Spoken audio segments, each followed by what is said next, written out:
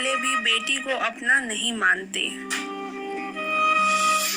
शादी होने पर लड़की अपना शरीर तो साथ ले जाती है, मगर रूह मायके में ही अपने कमरे की अलमारी में छोड़ जाती है, सोचकर ये तो मेरा घर है। पग फेरे पर आती है तो सब कुछ पहले जैसा होता है। वही घर, वही आंगन, वही सीढ़ी, वही अलमारी और उसका कमरा, सब कुछ वैसा ही। अलमारी में बैठी रूह को तसल्ली देती है, देख तू है ना मजे में, माँ पापा के पास, भाई के प्यार से बंधी और बहन के दुलार से इस कमरे में आराम फरमाती हुई।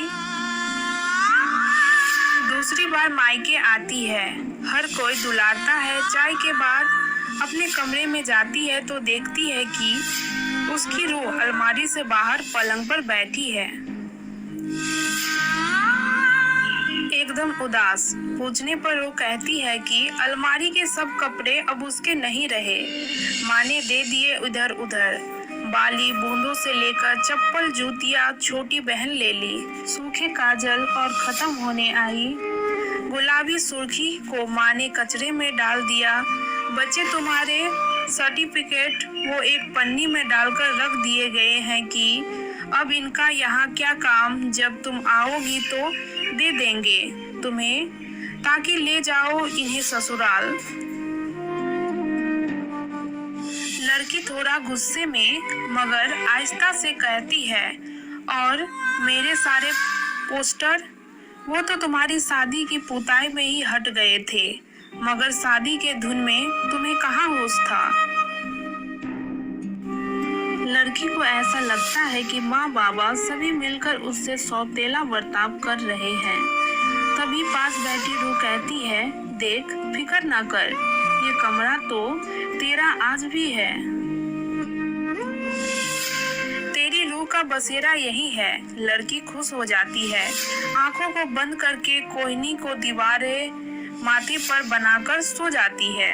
3 दिन अच्छे गुजरते हैं, फिर रूह को कमरे में ही छोड़ चली जाती है ससुराल।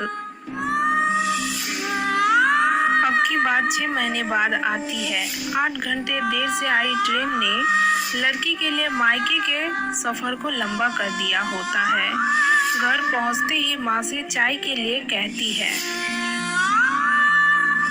सामान उठाए अपने कमरे में जा रही होती है, तभी माँ कहती है, गुड़िया यही छोटे कमरे में रख ले।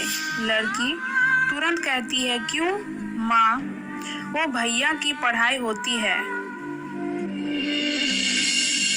इसलिए उसे ऊपर तेरे ही कमरों में शिफ्ट कर दिया, आराम से पढ़ लेगा। लड़की वहीं सीढ़ियों पर खड़ी धक रह जाती है, फौरन ऊपर दौड़ती हुई जाती है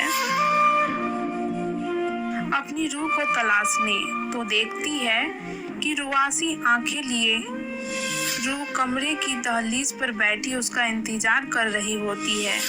उसे देखकर लड़की को एहसास हो जाता है कि अब उसका घर नहीं मायका हो गया है, जहां अब वो बस मेहमान है। उसके एहसास को वक्त ने इस घर से मिटा डाला है। हताश लड़की अपने बैग और स्टॉल को पलंग और दीवार के बीच के हिस्से में फिट कर लेती है और 3 दिन कभी इस कमरे में तो कभी उस कमरे में सोकर गुजार देती है। शादी के 1 साल पहले ही लड़की को मेरा घर का भरम टूट जाता है। उसे समझ आ जाता है कि लड़कियों के कोई घर नहीं होते। जाते वक्त बैग के कोने में ही रख ले जाती है अपनी रूह को। अब लड़की ससुराल में रहती है और 2 से 3 साल में ही मायके आती है। दोस्तों माफ करिए, आगे की कहानी नहीं लिख पा रही हूँ, यही विराम देती हूँ क्योंकि मेरे आंसू अब रोके रुक नहीं रहे। दोस्तों जिन्होंने इससे लिखा है